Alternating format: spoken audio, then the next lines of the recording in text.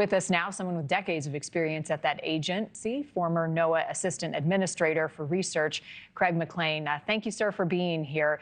Do you know anyone who has been laid off in this round, and what are you hearing from your colleagues? I know several people who have been laid off, and these are not just new employees. These are employees or people who have been recently promoted or recently converted from university positions that have assisted us in conducting our missions. And because they're new to federal employment, they were basically dispensed in a rather crude and abrupt way. That almost sounds like it's punitive. If you're a federal employee, you should be punished for serving the public. So the concern inside the agency is great. Number one, the morale of the employees has been significantly impacted. But more importantly, these are loyal people, dedicated people who want to make America safe. And by doing what DOGE and the Trump administration are doing is a reckless pursuit of reducing the size of government. I see that you're showing us the images of our hurricane hunters penetrating the hurricanes. NOAA used to be able to, particularly with the onset and approach of a hurricane that would be coming near shore, to be able to fly our two different types of aircraft, one at a very high altitude and one actually penetrating the hurricane, much as you're seeing right now. That's a P-3 Orion that's penetrating the hurricane. We used to be able to cover those hurricanes with 24-hour coverage. We will not be able to do so now because of the people who have been inappropriately selected for termination in a rather blind and crude way that DOGE is participating in a reduction of the force of government with a force that is grossly inappropriate and endangers the public. It will reduce the quality of our forecasts. Well, that's a scary thought. How does an organization like NOAA adjust to these types of cuts, and does it mean more work for the people who remain on? Well, it clearly would mean more work for the people who remain on, but let me offer you a statistic that comes not from me, not from NOAA, but from the United States Senate in a bipartisan report that accompanied the current appropriation that we're operating on now. In other words, the federal budget that pays for this work.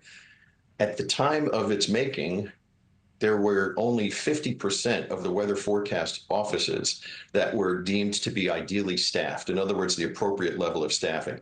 We don't have people there sitting around eating popcorn and sipping Diet Cokes.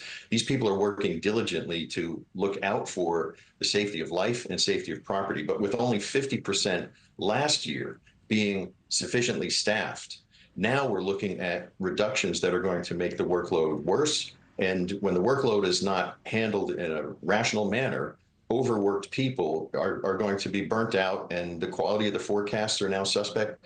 The people who were released in either the fork in the road terminal buyout, if you will, and the people who were accessed through these firings because they were probationary employees really puts a target in the center of the country, where a 30% reduction in the experience level of senior-most people, skilled people for years and years of experience, they're gone, and also the people who are in the hurricane center. So the hurricane center, the hurricane operations, the people in these aircraft, we've lost 2 flight directors. Those are the people, and you saw one of them in these images, the people in the jumpsuits with the headsets who are in there flying through the hurricane, directing how the pilots should be approaching the storm in order to get the maximum measurements that allow us to give you, the citizen, the best forecast of where that hurricane's going to go. And even more importantly, how intense that hurricane might accelerate to go from any category to at least 1, possibly 2 more categories within 24 hours.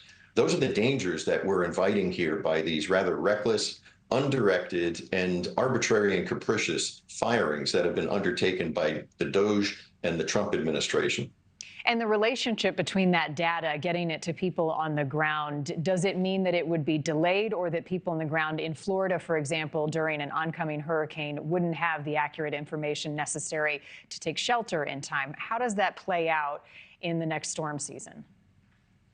I think your latter characterization is the most correct. The Weather Service, I would anticipate, will be able to continue to offer forecasts, but the quality, the accuracy, the reliability of the public on those forecasts can be put in jeopardy because the input information is going to be less rich. Thank you for watching. Go to newsnationnow.com to find NewsNation on your television provider. And don't forget to click the red subscribe button below to get more of NewsNation's fact-driven, unbiased coverage.